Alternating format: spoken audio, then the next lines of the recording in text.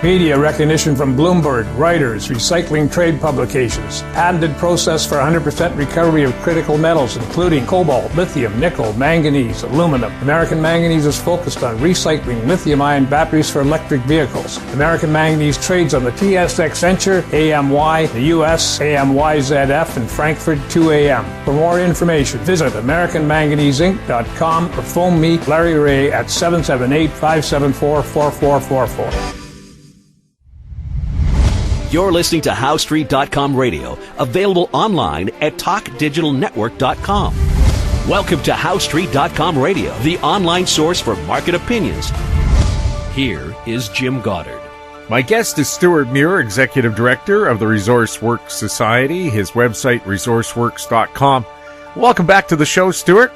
Why, thank you, Jim.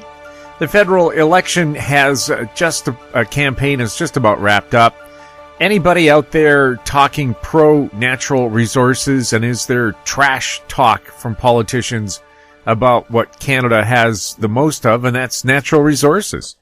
Yeah, I mean, just a reminder, in the case of BC, you often hear people say things like, resources are a thing of the past. It's bad for the environment to extract natural resources. There's no benefit for the economy in sending our so-called raw resources to overseas markets so foreigners can benefit from them. You often hear myths like the resource industry is low-tech and suited to people of a lower educational status who live in rural communities of little significance. These are things I hear all the time, and I'll tell you what, none of them, not one, is true. I observed that in just the past year, 2018, the updated numbers from the Business Council of BC show that the share of our goods exports from British Columbia, which drives a huge amount of our GDP, is increasingly, not decreasingly, composed of natural resource products by value. And the dollar value, as well as the percentage share, it's almost 80%. It was down around 77%. It's a small difference, but I think the important thing is the trend, more and more reliant on this. And you might ask, why is that? I thought we were going into a postmodern world where we didn't use things anymore. Well, we use more things than ever. We eat more food than ever. We waste more food than ever, too, by the way. We see countries around the world that can consume more than ever. There's a little figure that some energy experts have used. They call it the well-being energy line. So that line is 100 gigajoules of energy per year per person is the sort of poverty line of energy. If you're below that, you're in poverty. If you're above it, you're good. Canada is way, way above it. So are other G20 countries. Now, if you're below it, that means you're part of 80% of the population of the world. And what do you want if you're below that line? You want to be above the line. So that's the trend, and that means more material things. And so the conundrum is, how do you provide that when we have one planet to do that? You know, it's really the challenge of our times. And I think there are those who say, well, obviously we just need to stop using things. And the problem with that is it's just not easy. How do you convince the 1.5 billion, nearly 2 billion people in China that they shouldn't use things? Do you set an example for that in Canada? If we stop using things in Canada, then they'll just follow our example. Well, maybe that would work. I don't know. I kind of doubt it. Do you help them to use things more efficiently, to get greater energy efficiency, to use our technology, our skills, the regulatory systems we have in Canada, which are very good? Can we export that know-how and those goods? I think that's really the key. That's what the smartest people I talk to are talking about now. I would characterize that as the low-carbon future. That's Canada's advantage. Right now, just take, say, in BC, Kitimat. There's been a refinery of aluminum up there since the 1950s, and it went through a $6 billion refit a few years ago, such that it can now produce what is often called one of the world's greenest aluminum. And it's not the color green, obviously. It is green because it has a low emissions footprint. And that's because it uses hydroelectricity from Canada. So this is the kind of thing we're doing. You know, natural gas, oil as well. You see Suncor, big investment in improving the performance of its oil sands projects. Also a company, by the way, that's installing electric vehicle chargers at its gas stations, quite a few of them. You see the same trend in natural gas. So, there's no instant on-off switch for any of this stuff. It's steady progress. So, my belief is that that's the future. When I look at the election, I don't see leaders really talking about this. It hasn't come up. I think it's easier to go to kind of the more elemental or polarized fear points that maybe with a few seconds of attention, something could be said to voters. And I think that's really a shame, because it means ultimately that propositions could be pursued, laws can be passed that harm disproportionately different parts of our communities. For example, First Nations last week in Vancouver, a group of 3 significant Northwest Coast First Nations got together and signed a memorandum of agreement or of understanding, an MOU, in downtown Vancouver. The Tsimshian Nations, the Nishka, and the Haisla sat together, the chiefs, representatives, because they want to participate in the resource trade economy, and they want to do it in a way that's right for the environment and right for their communities. Yet, there's all these groups.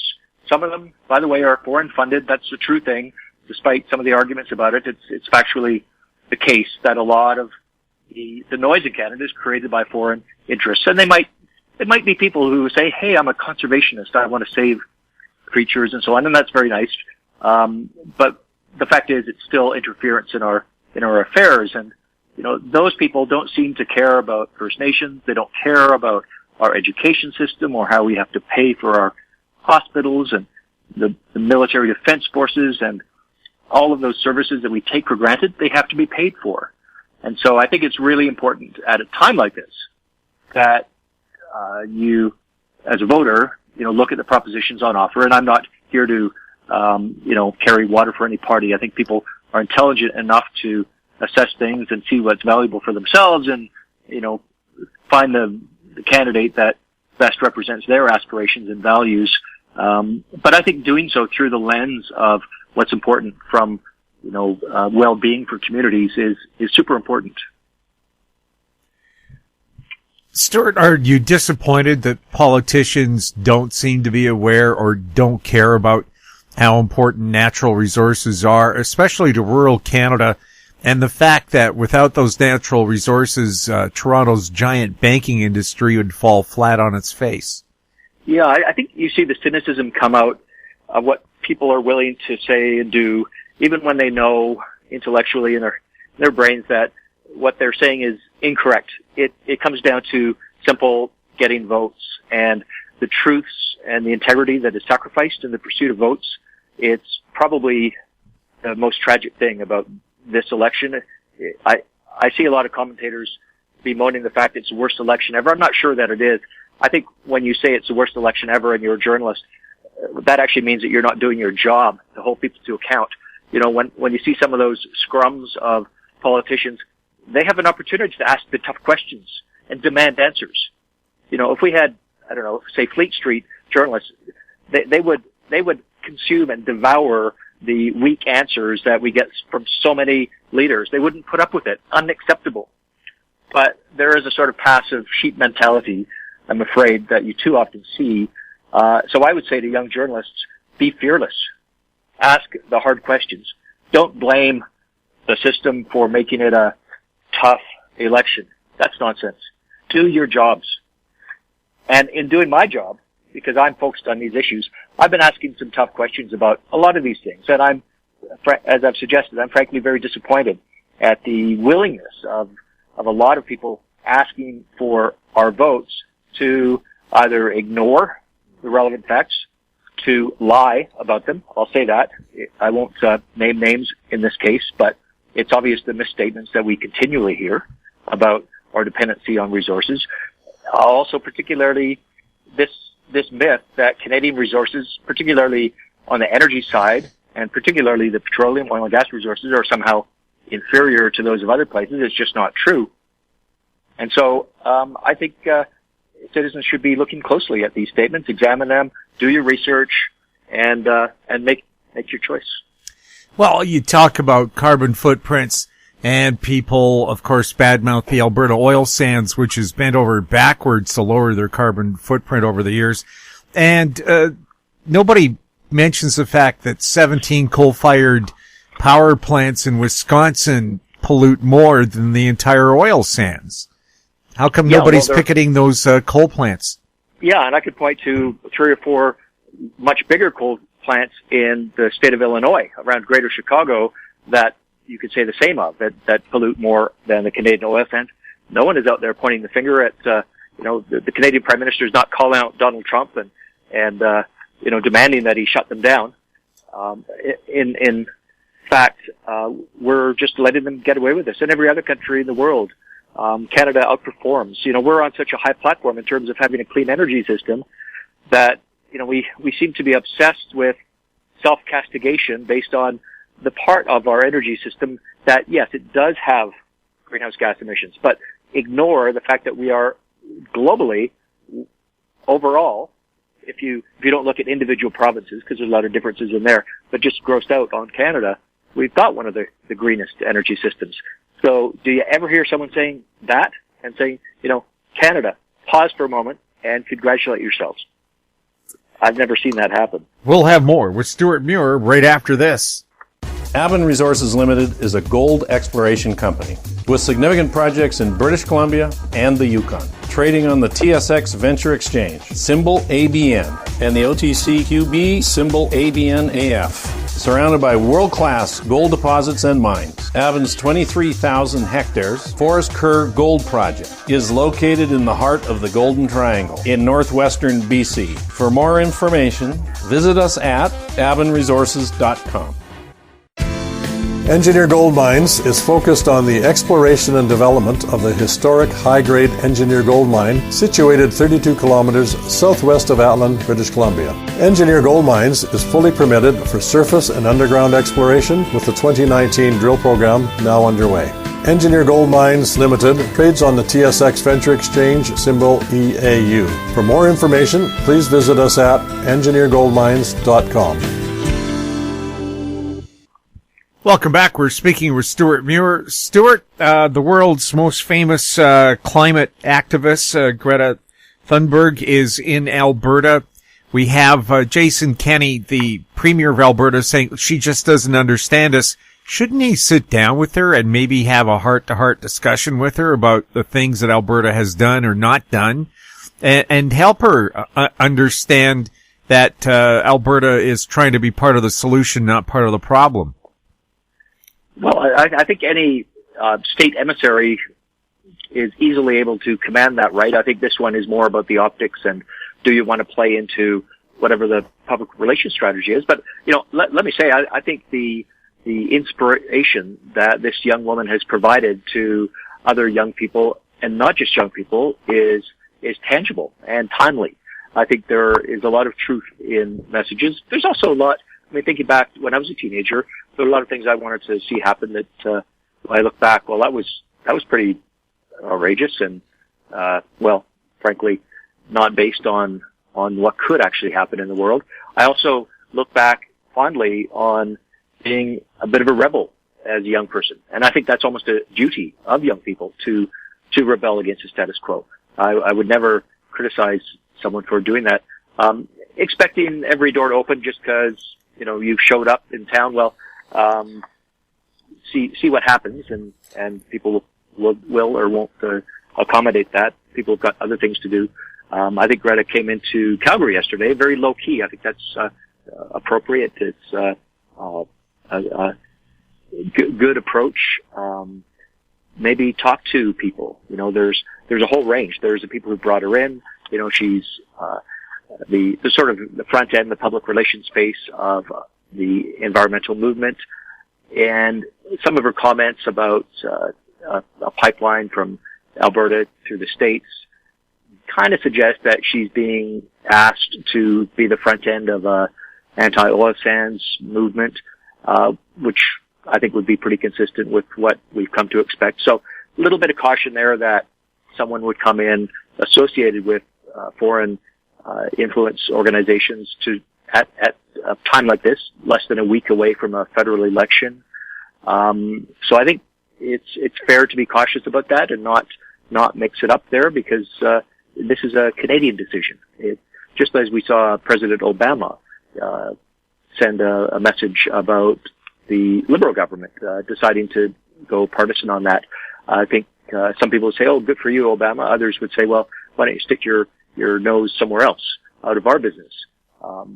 I've seen both reactions, and there's an argument for both, undoubtedly. And I think people will probably apply that kind of thinking to the arrival of a Swedish national in our country at a precipitous moment in an election campaign.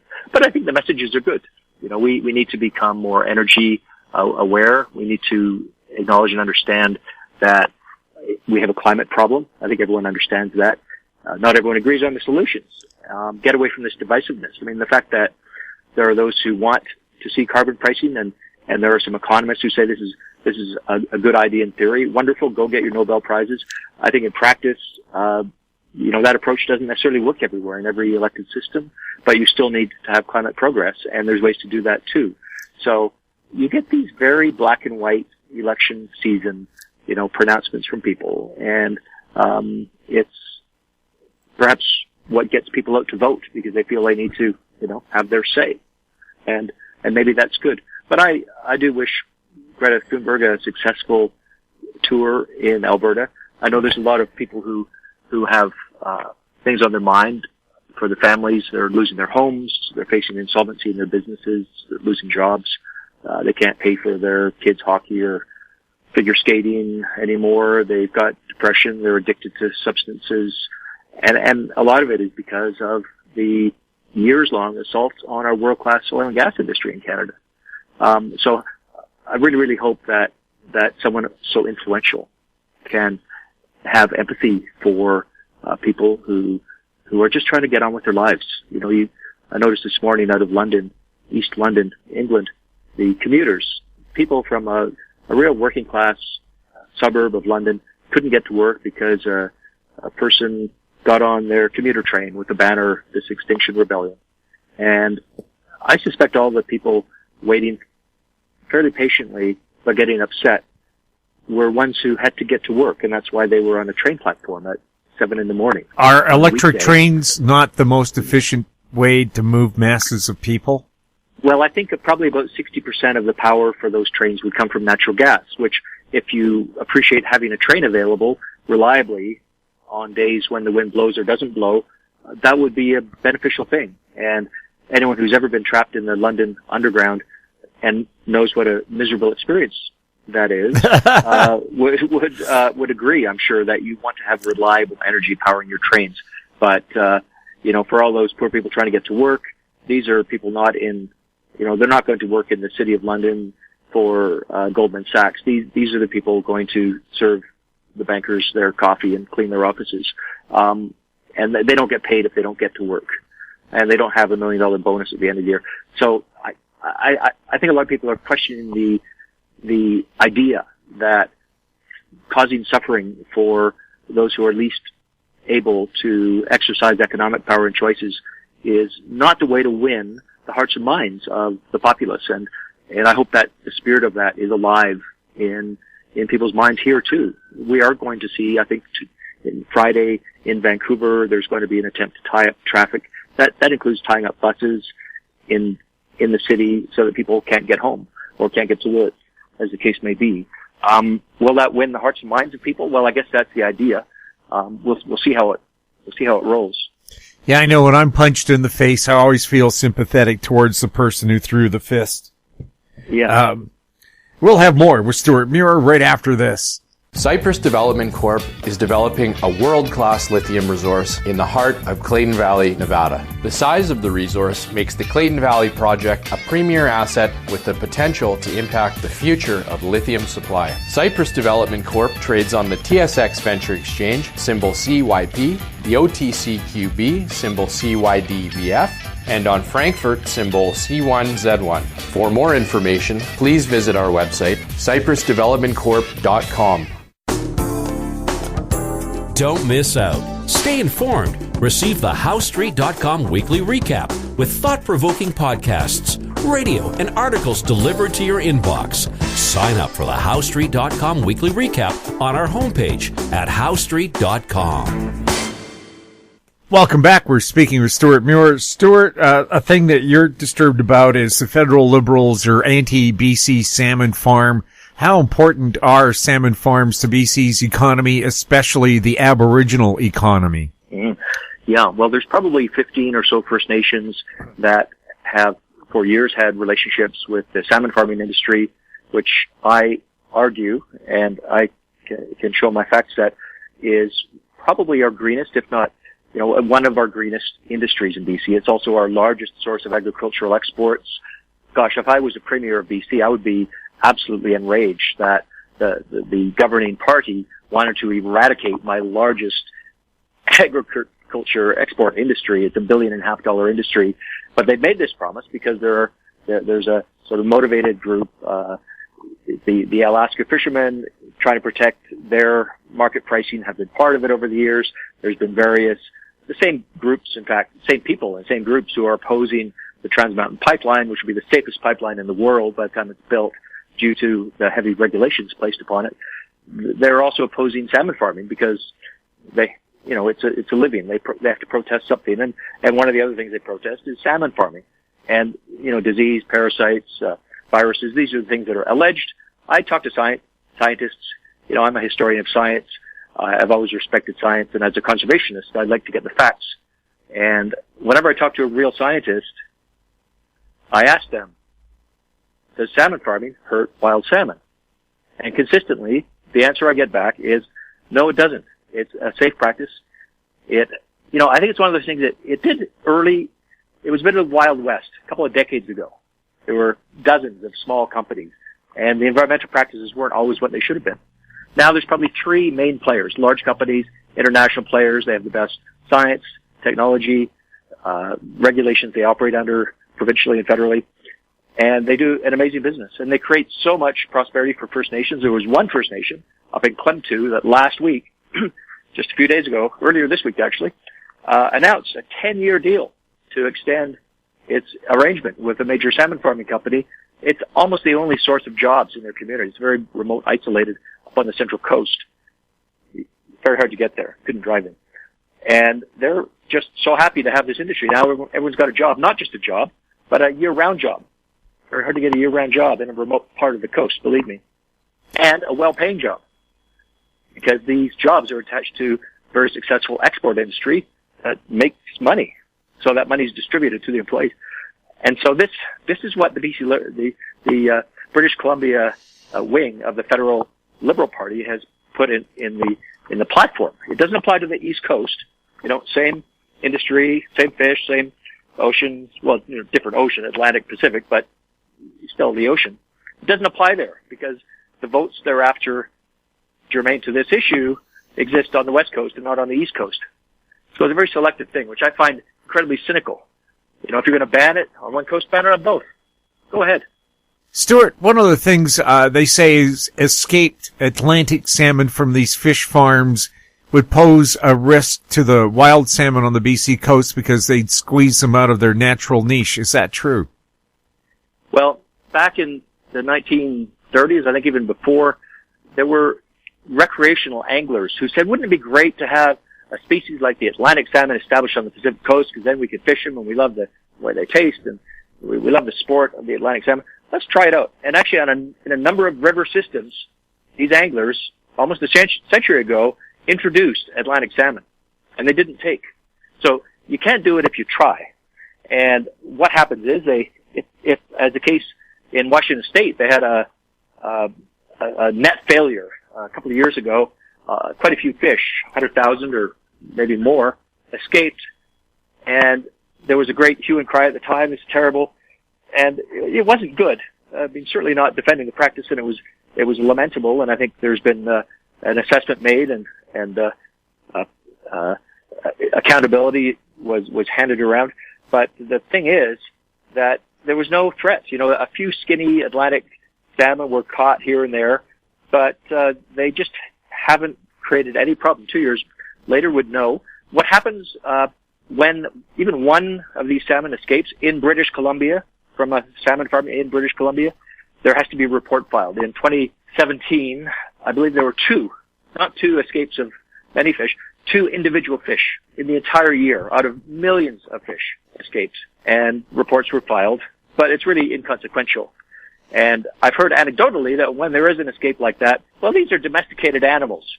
They don't suddenly turn into hunters when they leave the cage. They actually stay around the net pen waiting for a meal, and they're easily caught. And that's what happens. They get them in a net and put them back in. So I really don't rate fish escape as a major problem. Stewart, any final message here as we head out to the polling booths on Monday? Well, I think it's just a moment to think about what counts in our families. It's a difficult time.